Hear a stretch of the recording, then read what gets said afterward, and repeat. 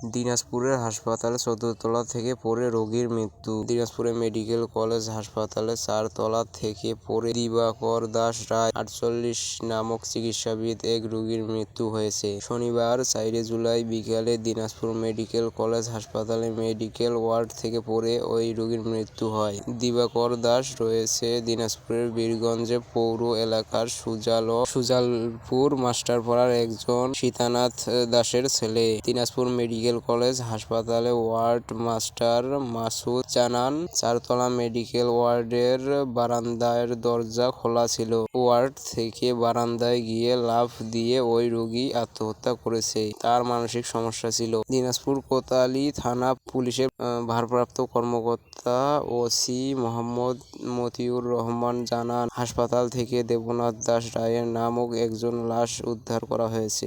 ধারণা করা হচ্ছে এটি আত্মহত্যা। তবে এ বিষয়ে তদন্ত চলছে। থানায় স্বাভাবিক মৃত্যু মামলা চলছে।